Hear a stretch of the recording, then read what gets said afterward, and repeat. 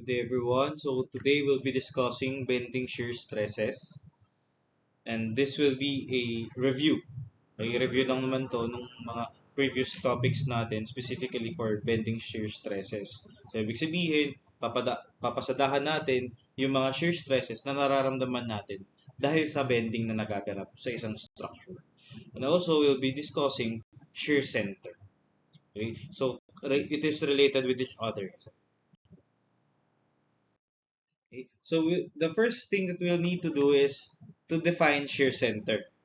So ang shear center po natin is when a beam bends without twisting due to some external load system, shear stresses are set up on the beam cross sections of the beam.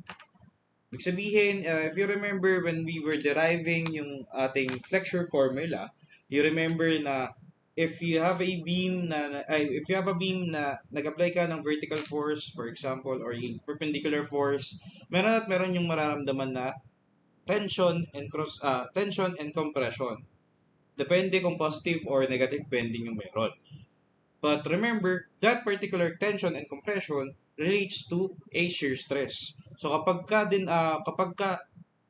kinantify natin yon or pagka visualize natin yon, ganito yung magiging itsura. Depending of course dun sa iyong cross section.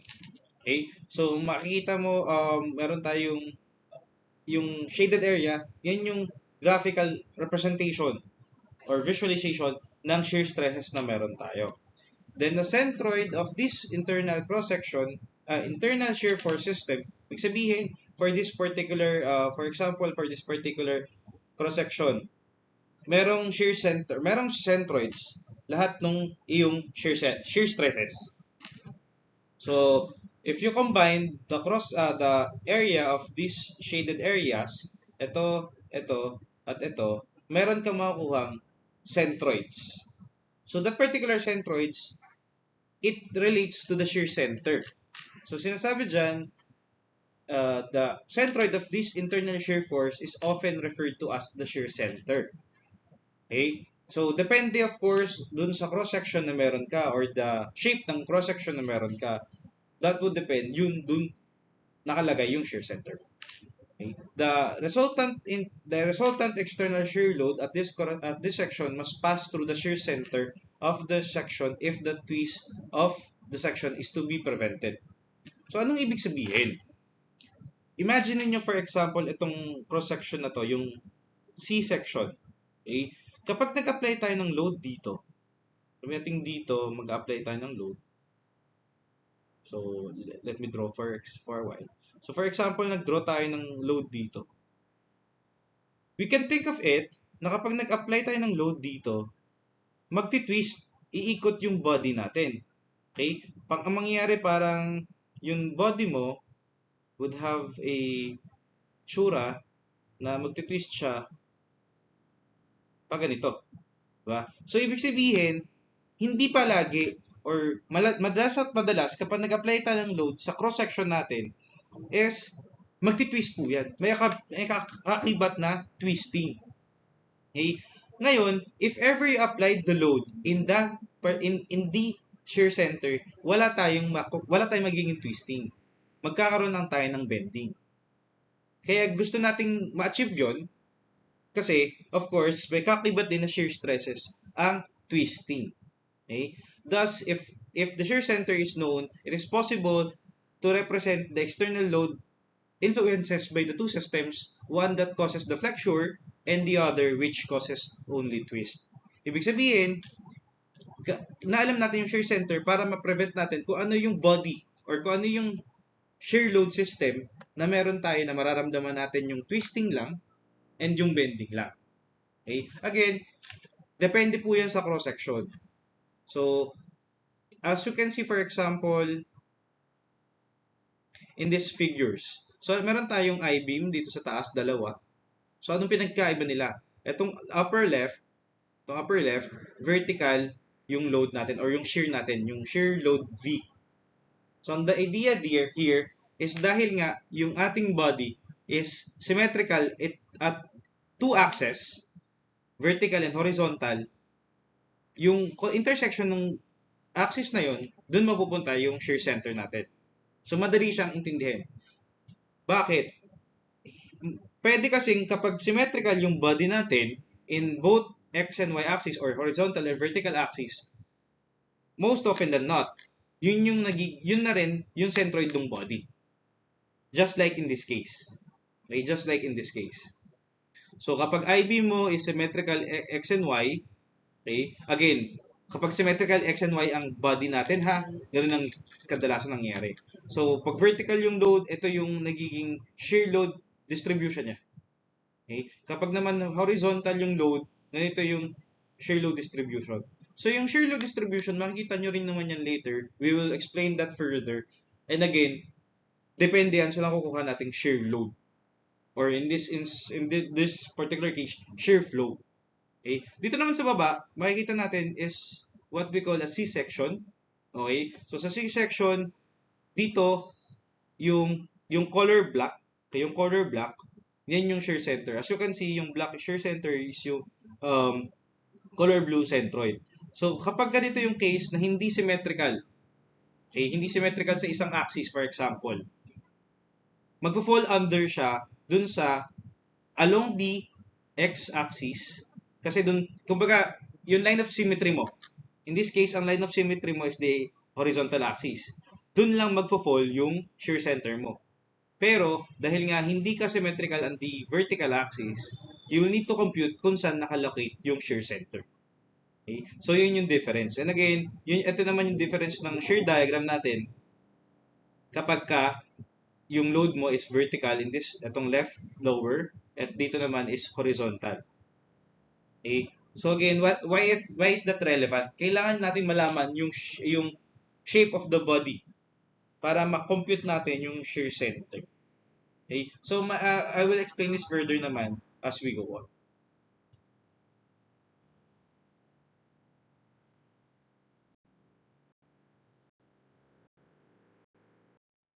So next, before we go in depth on the shear center, balikan natin yung flexural shear stress. Okay? So we have the formula here. Ito ay familiar na sa inyo. Okay? We have the shear stress or tau is equal to V over IB, then integral of YO to C YDA. So anong mapapansin nyo? Okay? Mapapansin nyo, ito rin po yung VQ over IT. Okay? VQ over IT rin po to guys. Whereas, ito yung Q mo. Diba? If you remember, integral of YDA, that is the Q. Okay? That is the Q na ginamit natin previously. And of course, V is the shear load, I is the moment of inertia, and B is pwede rin maging thickness. Okay? Or B is width. So, depende yan. But VQ over IT yan. Yan yung gagamitin natin ng equation for now. Again, that is for flexural shear stress. So, let's try to get a shear stress of a body in this particular example. So, symmetrical sections, external shear loads acting through the shear center. So, we have a figure. So, the figure shows the cross-section of a beam symmetrical about the YY axis. So, ito yung YY axis natin, yung vertical, di ba? So, symmetrical siya sa left and right.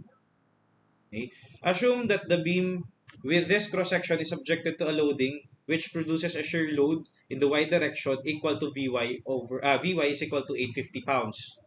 So sinabi dyan na vertical or in the Vy direction, on the y direction, yung ating load na i-apply which is 850 pounds. So its location is through the shear center of the section which lies on the centroidal y-axis of the beam due to the symmetry of the section about this axis. So sabi nga natin, if we have a line of symmetry, so in this case, ang line of symmetry natin is the vertical axis. Dapat dun maglalay yung shear center mo. Hindi mo lang alam kung ano yung posisyon niya pagdating sa x-axis. Pero nandun dapat siya sa y-axis. So let it be required to determine the shear stress muna at the neutral axis xx. So ito, neutral axis xx at the points 1, 1 and 2, 2. The neutral axis location and the moment of inertia is of the section is given. Okay, so sinabi sa atin given daw yung neutral axis which is ito. So 2.91 siya from bottom and 3.09 from the top. And then we have the moment of inertia na 27.2 inches to the fourth. So given siya. And again, pwede pong hindi given yan. Pwedeng kayo ang kumuha dahil marunong naman po kayo kumuha ng moment of inertia and neutral axis. So pinapahanap sa atin muna is the shear stresses. Dito daw sa XX, 11, and 22. So kunin natin. So paano natin kukunin? Kukunin natin using the formula that we have, which is VQ over IT. So extract natin, we have VY na given, IX na given, and D.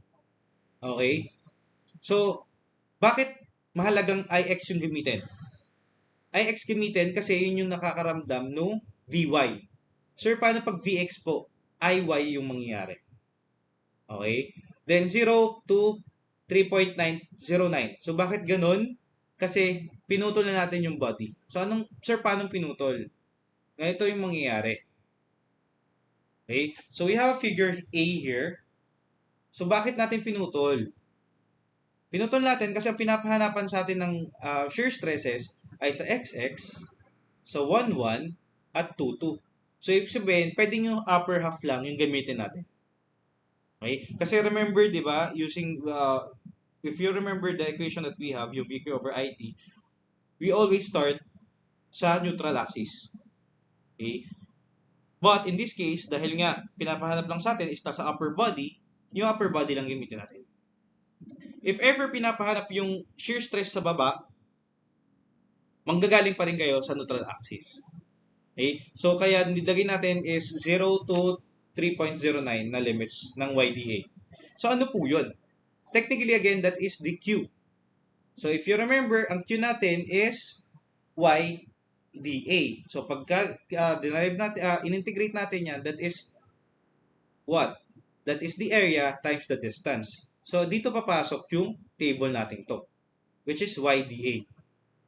If you know the area, which is DA, or area itself, pagka in-integrate mo na, you'll just need to multiply the y. Kaya pwede tayong hindi mag-integrate. Alam niyo naman yan. Naturo na yan last time.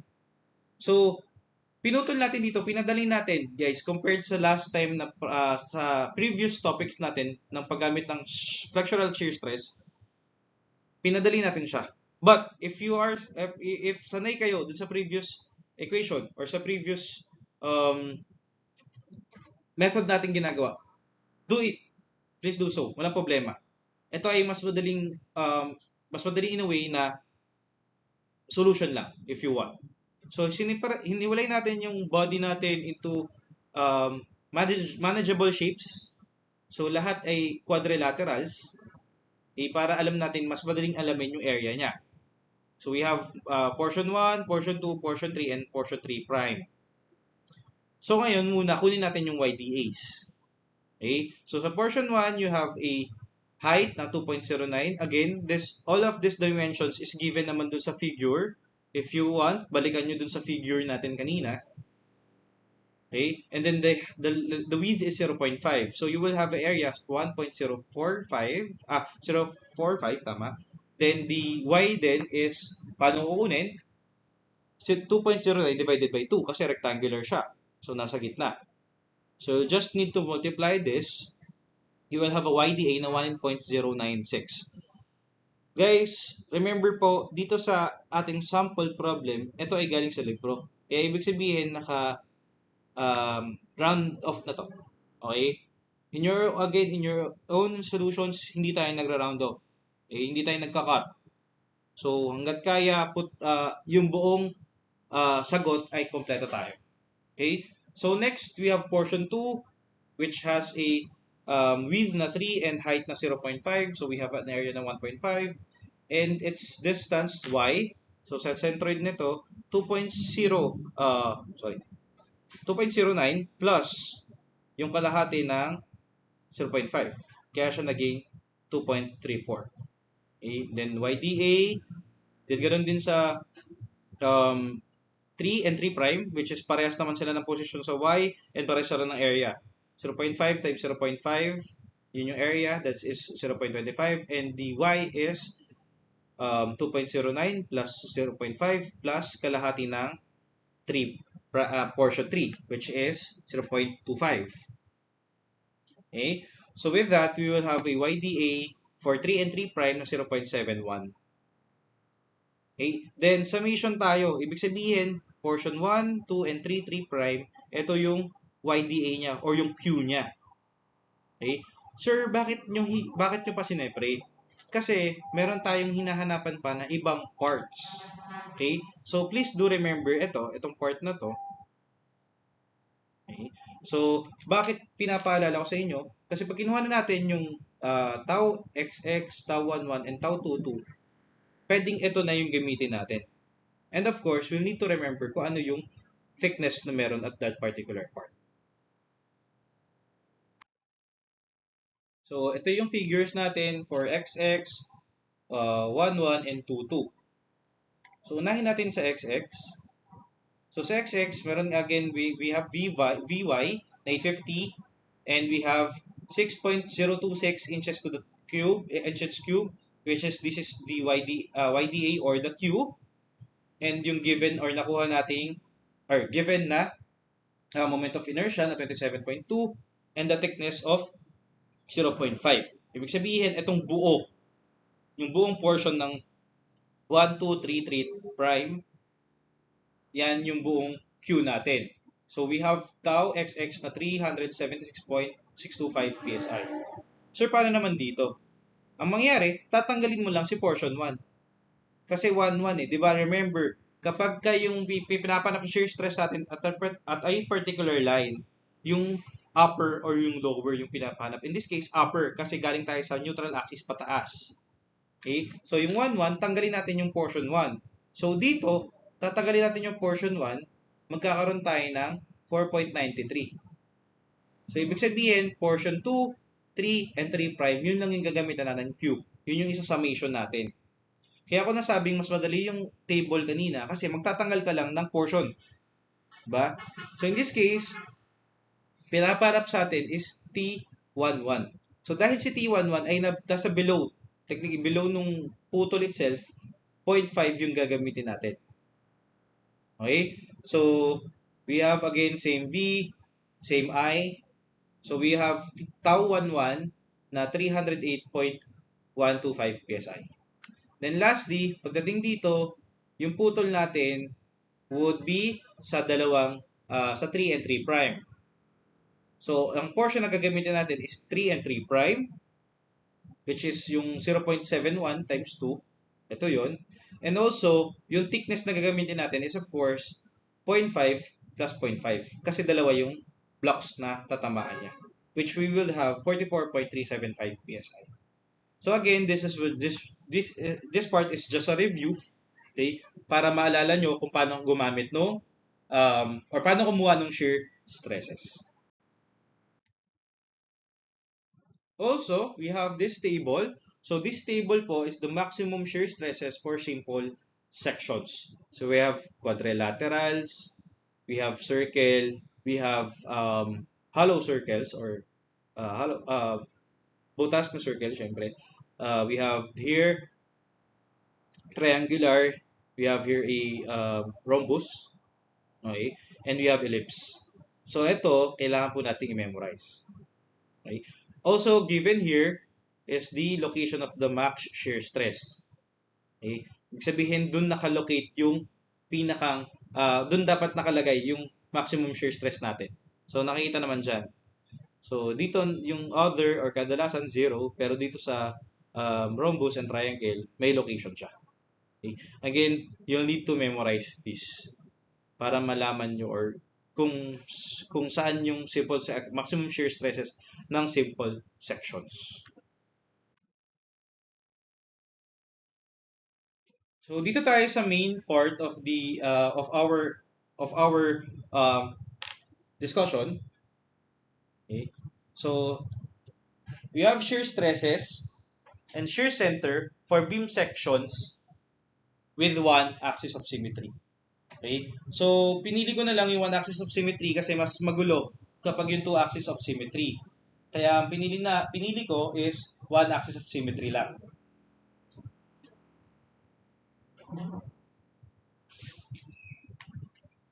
So, basahin ko lang to saglit. This is the problem. Okay, ito yung sample problem na gagawin natin. So, the figure, which we'll see later, muna, basahin ko lang to, shows a cantilever beam with a channel-shaped cross-section carrying a 100 pounds downward load. So, the problem is to determine the lateral position of this load so that the beam will bend without twist. And this position, so again, sabi without twist, ibig sabihin, shear center yan. Hindi kasi laging sasabihin na hanapin nyo yung shear center. Okay? So, kaya ako in-explain kanina kung ano yung ibig sabihin ng shear center. So, this position will coincide with the lateral position of the centroid of the shear flow system. So, sabi nga kanina, same position.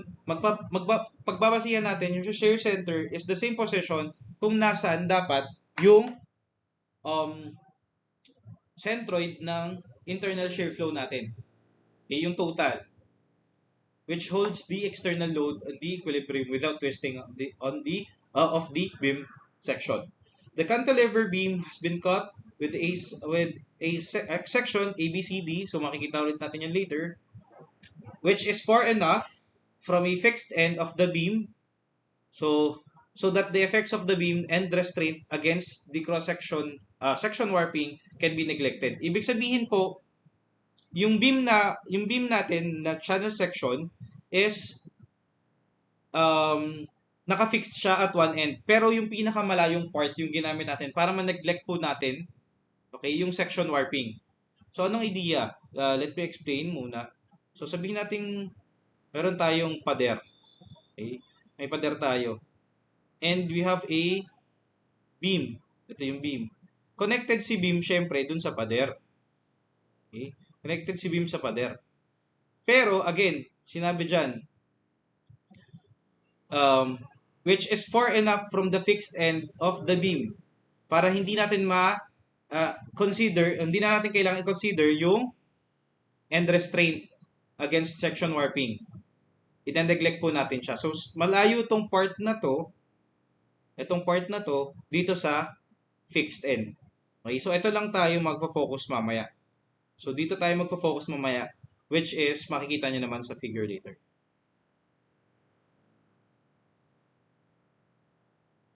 So, in the figure also, the internal forces holding the beam is in equilibrium. So, pinakita sa sketch na natin later.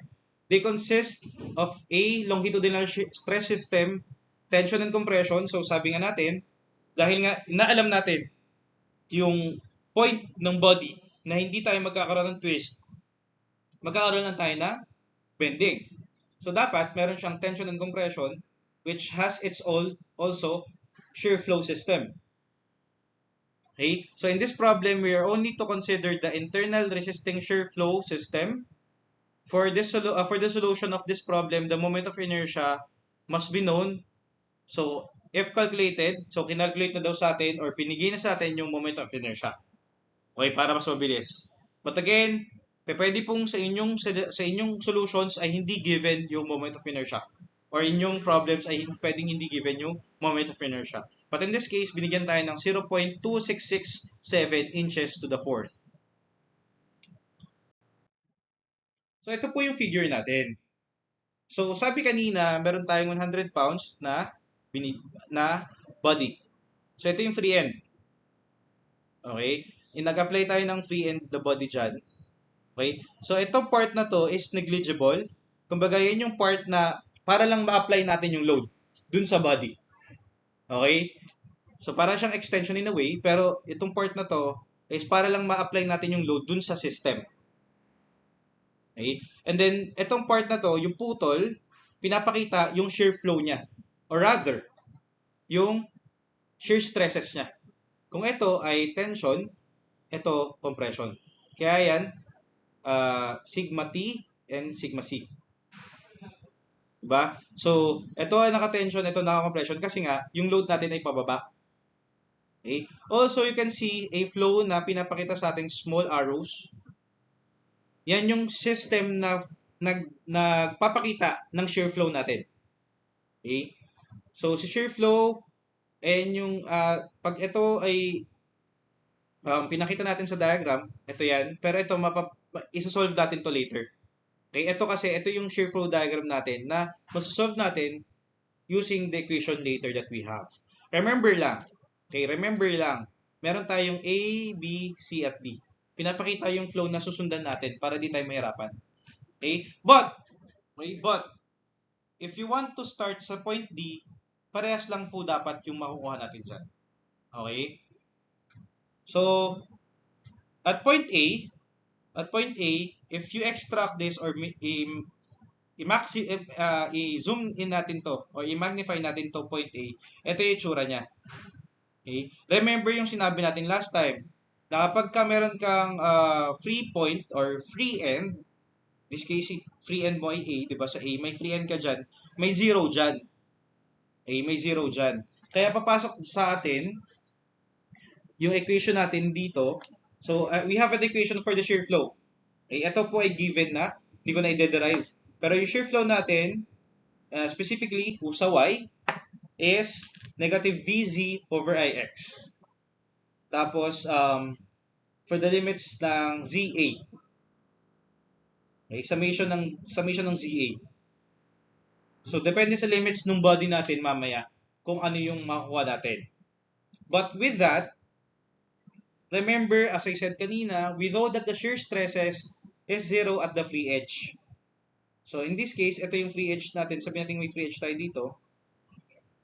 Thus, the solution of the equation starts either at point A or D. Sabi ko nga sa inyo, pwede kasing kay A or kay D ka mag-start kasi alam mong 0 sa point na yon. Okay? And the shear VC is negative 100 kasi pababa siya. Okay? Thus, the equation for our problem reduces to, so ito, inilagay natin yung values natin na meron tayo from here papunta dito. Again, we have the moment of inertia na given. So, before we move on, remember lang, si QX natin, si QY, shear stresses yan, or shear flows yan, di ba? Shear flow yan, kaya small q's. Si QY is meron ka pang compression from the other body or the other particles. So, ang kukontra sa'yo is si QY plus C. So, para mag-equilibrium yung body mo, mag-equilibrium si body mo, kukontrahin ni QY at C is of course the value QY plus C. So, ano ibig sabihin yan? Ibig sabihin yan, nag-accumulate yung body. Kaya, nag-accumulate, ibig sabihin, dumadagdag, shear flow siya. Ibig sabihin, at the end, at point 0, the next particle na meron ka, magkakaroon ka ng shear flow. The next particle na katabi mo, so sabihin natin dito, for example, dito 0 ka. Sa katabi mo, meron ka magaging value, sa katabi mo, ma-accumulate mo siya. Madadagdagan at madadagdagan. Kaya yun yung ibig sabihin ng small arrows dyan. Ibig sabihin, tuloy-tuloy po siya. Okay, tuloy-tuloy po siya. Okay? So, going back to our equation, Qy is equal to negative 100 pounds over 0.2667. So, pag ito ay simplify natin, magkakaroon tayo ng 375 pounds per inch to the fourth. Summation ZA. Okay? Remember lang, again, pag ito ay calculator nyo, hindi po saktong 375 yan. Again, for discussion sake, nag-round off po yung ating equations, or rather, yung ating solutions. So, itong equation na to, yung 375 pound over inch to the fourth, summation ZA, ito yung gagamitin natin all throughout our body. Pero, sisimulan po natin kung saan may zero. So, saan may zero? Sa point A. Kasi nga, free end yun. So, sa point A itself, sa mismong point A sa dulo, meron kang determined na QY at point A na 0. So, wala tayong kailangan i-solve dito. Ngayon, pupunta tayo kay point B. So, kay point B, yung area na i-consider natin is the area between A to B. Ibig sabihin, A papunta kay B. Okay? So, yun yung area na i-consider natin. Kaya kung na nilagay dito para hindi na malito, ito na yung Z at yung A na gagamitin. So, mangyari, si Z mo is -1, si A mo is kung yung area na meron ka kay A to B, which is rectangular yon. Okay? So, kung rectangular yon, you will know the area that we will be considering. Okay? Kaya siya A to B, summation 2 ng A to B. Okay? Kaya ganito yung nilagay ko dito sa ating equation. Okay? Also, don't forget, dahil nga accumulating siya, kailangan ilagay mo si QYA kahit alam nating 0 siya para hindi natin siya makalimutan. Okay? Also, si Z. Ano si Z? That is the distance. Okay? That is the distance from the neutral axis.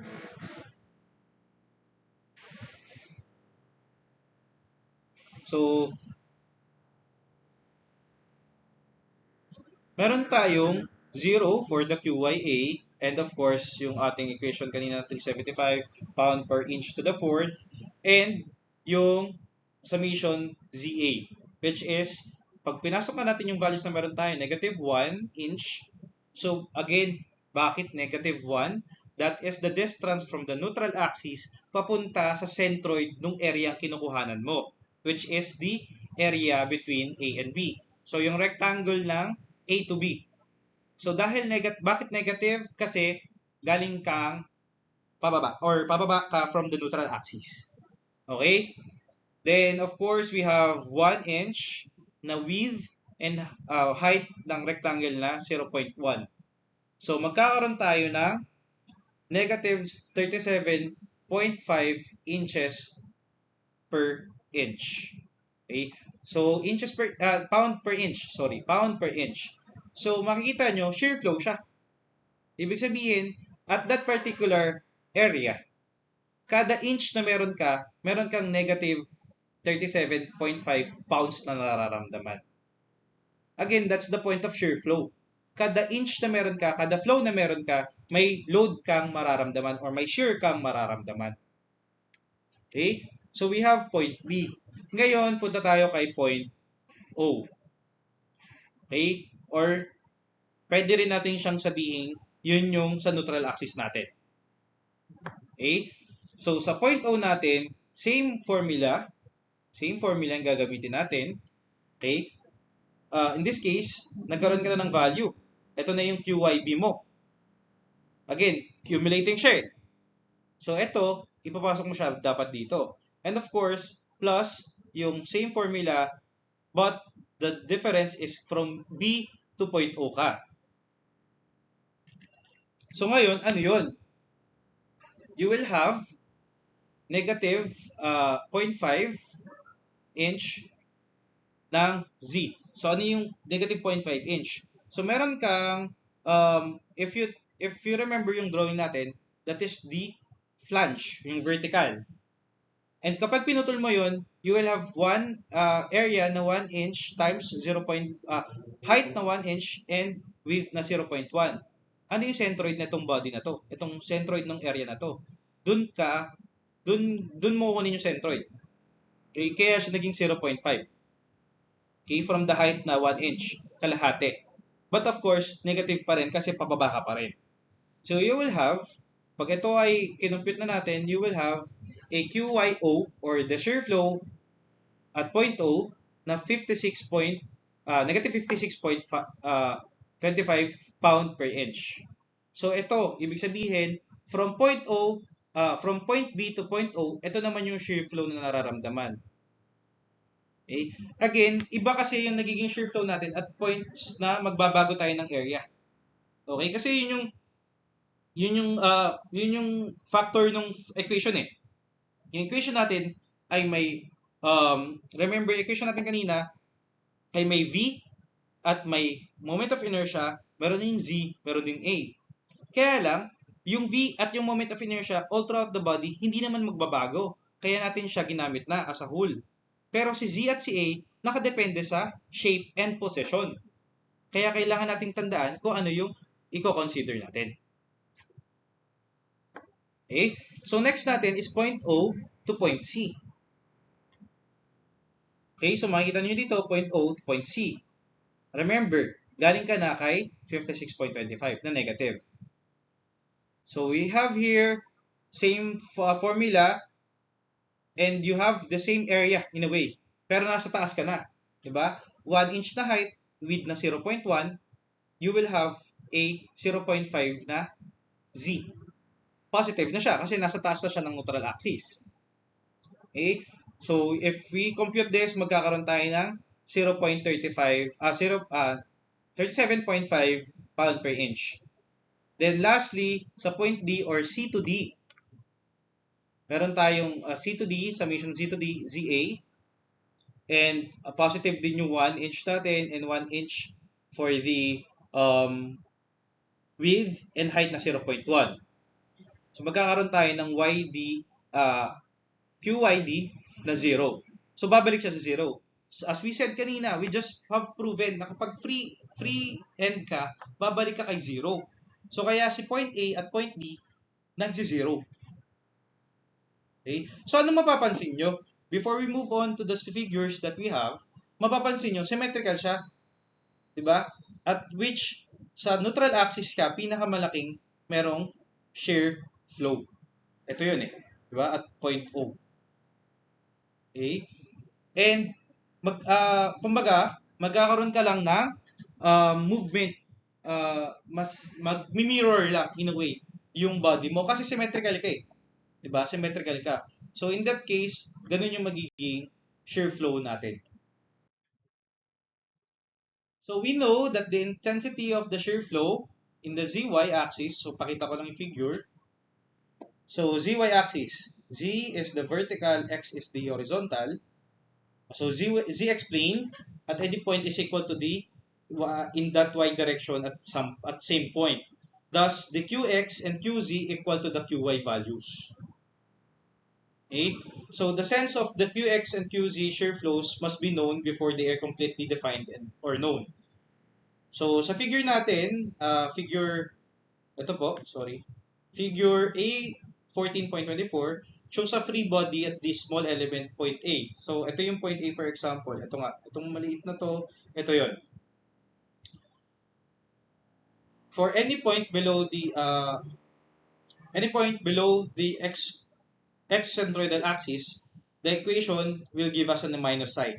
So, kaya nandun negative yung ating values kanina kasi galing tayo sa baba. Okay? Thus, in the figure for A14.24, QY acts as shown. So, ito siya. Okay? QY natin ito. So, or directed towards the boundary line. So, ano yung boundary line? So, ito yung boundary line na tinutukoy natin. Side face and the front face. Ito yung side face, ito yung front face. So, yung boundary line niya, ito. Kung saan mag-meet yung shear stresses natin. Then, by simple rule, as given in the previous article, QX is also directed towards the common boundary line. Kaya makita nyo yung arrow natin is papunta dun sa boundary line. Okay? So also, common sense tells us that the resisting shear flow QZ on the web channel or the channel web must be directed upward because the only force system that can balance the 100-pound load is the yung ating flow pataas. Kumbaga yung flow na to, yung nakikita natin ito, yung small arrows pataas sa ating flange. And also ito yon, itong isang buong malaking to, is yun ko kontra sa 100-pound external force natin. Kaya kung pababa ito, dapat ito pataas. Okay? Kumbaga, in a way, you will be assuming na dahil pababa yung load natin, supposedly, yung kokontra sa kanya, pataas. So, ito yung idea ng assumption natin. So, in general, the shear flow is continuous. So, sabi nga kanina, tuloy-tuloy yan. Accumulating siya around the section and only reverses when it passes through zero. So, anong ibig sabihin nun? Sir, hindi naman siya nag-pass through zero sa atin eh. Kasi, nag-point point A and D, nag-zero parehas. Kasi, I'll give you an example. Sa closed tubular sections, ang magiging sistema po kasi niyan, same process yung gagawin natin. Pero, tayo yung pipili kung saan nagsi-zero. Ibig sabihin, kapag closed tubular section, ibig sabihin, buo siya. Ibig sabihin, for example, hindi cut, walang free end. Buo siya. Pag ganun yung sistema, we will be giving you a point na dun kayo mag-zero. In which case, nag-a-assume tayo. May nag-a-assume tayo. So, dahil nag-a-assume tayo, at that particular point, zero yung nilalagay natin. So, ganun siya. So, kapag nag-zero siya, nagre-reverse na yung kanyang direction. Okay? So, in general, it is possible in most cases by observation only to determine the sense of the shear flow at one point on the beam cross-section. So, the shear flow being like a flow of liquid will continue in the same general direction along the center line of the parts that make up the beam section. So, ito, tandaan to. Center line. Ibig sabihin, lahat ng shear flow natin laging sa gitna. Okay, gitna ng body. Okay? Sir, paano po pagka hindi pare-parehas yung thickness? Pag hindi pare-parehas yung thickness, just remember, kailangan nasa gitna yung shear flow. Gitna nung kada thickness. Okay? So in this case kasi madaling alamin kasi alam nating meron tayong thickness na 0.1 all throughout the body. Okay? May thickness na tayo na 0.1 all throughout the body. So saan galing yun? Ito yan. 0.1 all throughout the body. So as I said kanina, kung binalikan natin yung figure natin kanina, or rather, yung mga equations na nakuha natin or solutions na nakuha natin, meron tayong 35.7. Etong 35.7 na to, connected yan dito. Okay? Pinutol lang natin dito sa body kasi yung mismong shape natin ay lumiko. Okay? Then, lalaki siya. So, this is 56.25. Bunny round off lang. And then also, babalik siya sa 37.5. Okay? So, again, connected yan. Connected yung shear flow na yan. So, meron kang Q, AB, QBC, and QCD. So, anong mapapansin nyo? Ito, small letters. Yung small letters kasi, guys, that is the shear flows. Okay? Yan yung pound per inches. Pound per inch, pound per inch, pound per inch. Si capital Q, gamit natin dito, shear load na siya. Ibig sabihin, yung cumulated na nung buong area na to. Okay? Kaya mahalaga malaman kung ano yung shapes na meron yung area na yan. So mamaya papakita ko kung bakit. Okay? Remember lang kung ano yung shape na meron tayo. So in this case, triangular, ito parabolic, ito triangular. So the small arrows, so balikan ulit natin yung figure, the small arrows on the big section shows the sense of the shear flow pattern. So kung saan direction na meron tayo of the body. In the figure 14.25, the shear flows as shear flow values as calculated at the various points are plotted to form the shear flow diagram. So ito yung buong shear flow diagram. From 0, pupunta ka ng 37.5.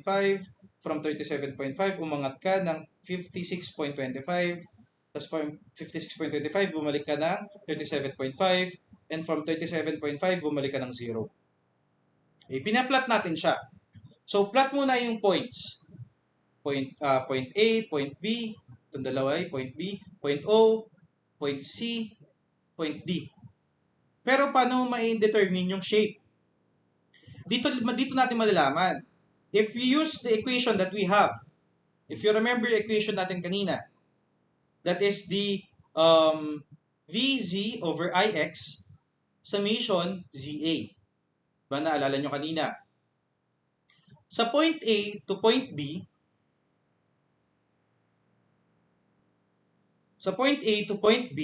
if you use the equation summation ZA, si Z ba at si A ay nagbabago?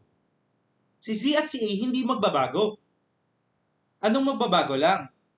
Yung magbabago lang is technically, yung area na i-consider mo. Si Z ay hindi nagbabago. Sorry. Let me correct again. Si Z hindi nagbabago. Si area lang magbabago. Lumalaki yung area as you go from point A to point B. lumalaki lang si area, pero si Z still along the line, or rather, specifically, nasa 1 siya, -1. Pero si Z hindi nagbabago. Ibig sabihin, si function Z mo ay hindi nagbabago. Pero si A mo nagbabago. Kaya linear lang siya.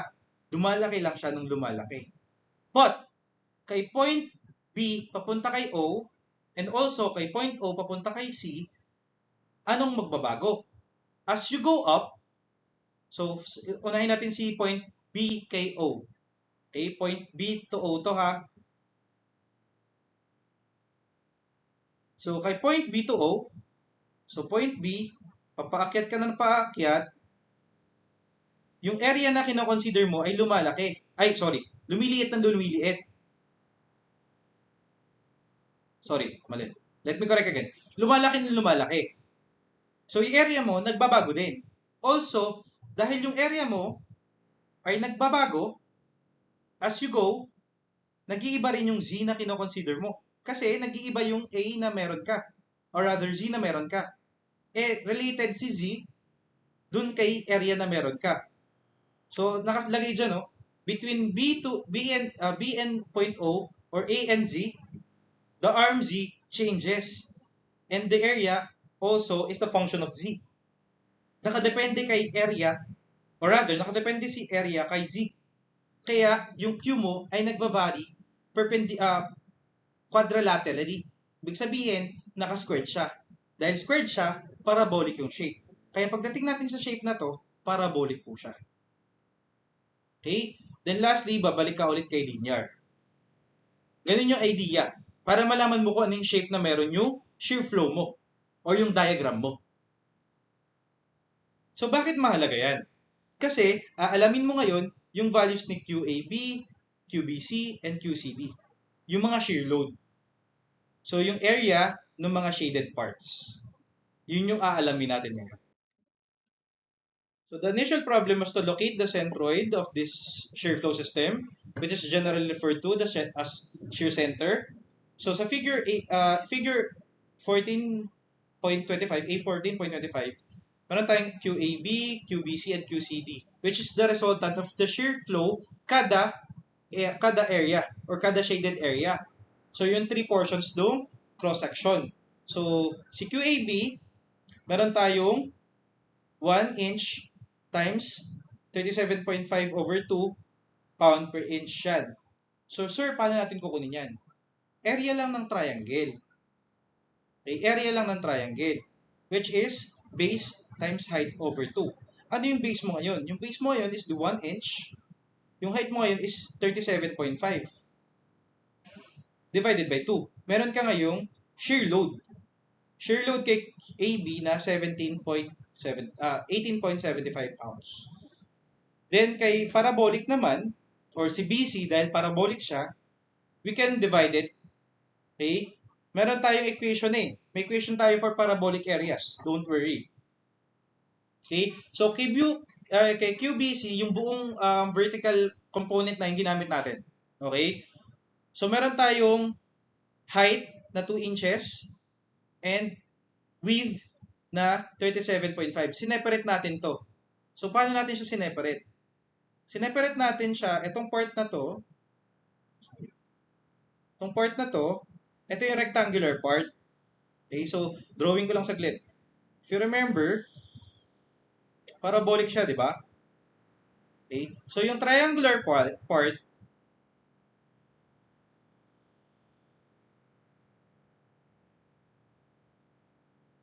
rectangular part is ito po yan. Ito po yan.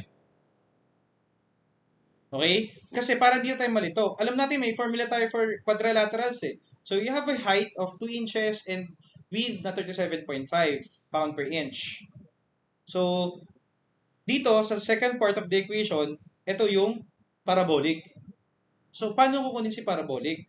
Si parabolic, guys, we have also a equation for that. That is 2/3 base times height. So ano yung base mo ngayon? Or rather, height mo ngayon? Sa height mo, still 2 inches. Yung buo. Pero ano yung height mo ngayon? Base mo ngayon. Ito yung base eh. So base mo ngayon is 56.27 at 56.25 minus 37.25 kasi yun yung width na to, di ba? So ngayon, base times height times 2/3, yun yung area ng kabilang part, which is ito naman siya.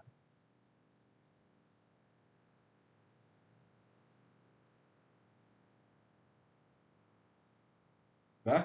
So with that, you have 2/3 ng height na 2 inches tapos yung width mo na 56.25 pound per inch minus 37.5 pound per inch. So we will have 100 pounds. So dimensional analysis sa mabilisan, tatanggalin mo lang si inches. Magkakaroon ka ng pounds kasi pound per inch yung shear flow. Diba? So also, pagka lastly, we have cube CD, parehas lang naman siya nung kanina. Di ba? So wala tayong magiging problema. So, parehas lang ito at ito.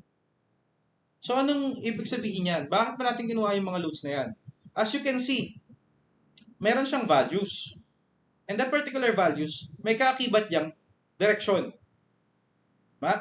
So, if you look at the figure natin kanina, balikan nyo yung figure natin, magkokontrahan si AB at si CD. If you remember, si AB papunta sa left, si CD papunta sa right. So if you have summations, summation forces X, magkakontrahan sila.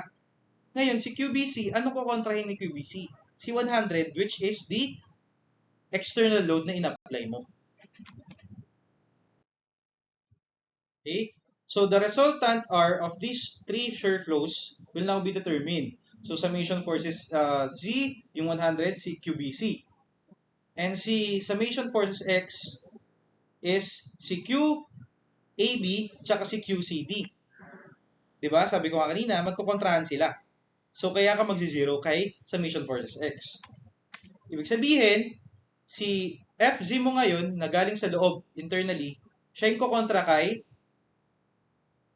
resultant force, or rather, pwede mo po nang kunin yung resultant force. Pwede mo makakuha yung resultant force eh. So, dahil 0 to, magkakaroon ka pa rin ng 100 pounds. So, resultant force, yun yung force na kukontra dun sa body mo.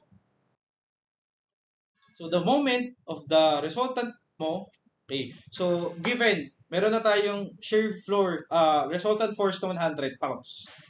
Okay? So, si 100 pounds, pwede tayo mag-moment. Okay? So, the moment of the resultant about any point such as B, the figure we have kanina, must be equal to the moment of the shear flow system about point B. So dito, again, dun sa body natin kanina, na yung channel section natin, or C-section natin, kahit saan point dun, as long as you know the distance, pwede kang mag-moment. So pinili natin mag-moment kay point B. Bakit kay point B? Kasi kay point B, maka-cancel out yung dalawang force mo. Si vertical force na 100 kay BC and si QAB. Mawawala si 18.25. So kapag ka nag-moment ka ngayon kay point B, okay? That is equal, okay? Again, kahit anong moment daw, kahit saan ka mag-moment sa shear flow system mo, that should be equal to the resultant times the E, or distance from the resultant from the action resultant body mo. And sabi dyan, no, let E be the distance from point B to the line of action of resultant R. Ibig sabihin, si point B, yun yung distance kung saan ka nag-moment. Diba? Kung saan ka nag-moment. So, we have 100 pounds na resultant and the E na hinahanap natin. That is also the distance of the shear center. And ito is basically the QCD multiplied by the distance 2 inches from the point B. Magkakaroon tayo ngayon ng E na equal to 0.375. Ibig sabihin, yung load natin na i-apply vertically should have a distance of 0.375 from point B, or the line of action ni B, sa gitna. Thus, the centroid of the internal shear resisting force system lies on the vertical line 0.375 inches to the left of point B. Okay? for bending about the centroidal z-axis without twist. Kasi nga shear center siya, so without twist. Okay? So, the external load, 100 pounds, would have been located 0.375 to the left of the center line of the channel if bending of the channel without twist is to occur. Ibig sabihin, pag sumobra ka dyan, or kumulang ka dyan, magkakaroon ka na ng twisting. Okay? Yun lang naman yung idea ng shear center. So, balikan natin yung figure natin. So, sa figure natin kanina, ibig sabihin, itong E na to should be 0.375 inches from line of action B mo. Si B mo kasi yung gitna, di ba? So, ito yung B mo. So, galing dito, pupunta ka ng 0.375. Doon ka mag-a-apply ng load mo. Okay? So, yun yung idea ng shear center. So, I hope you have understand the topic that we have today. And again, this is the shear center. Kung paano nating alamin yung shear center niya. And again, para mas ma-simplify, yung one symmetrical line lang tayo or one line of symmetry lang tayo. Okay, one axis of symmetry yung ginamit natin. But if you want to learn more, nandun naman sa libro, yung sa Brun, if you want to glance lang yung two axis of symmetry, or rather no axis of symmetry, pwede rin naman makita dun sa libro. Okay? So I hope you have understand the topic that we have today, and thank you for listening.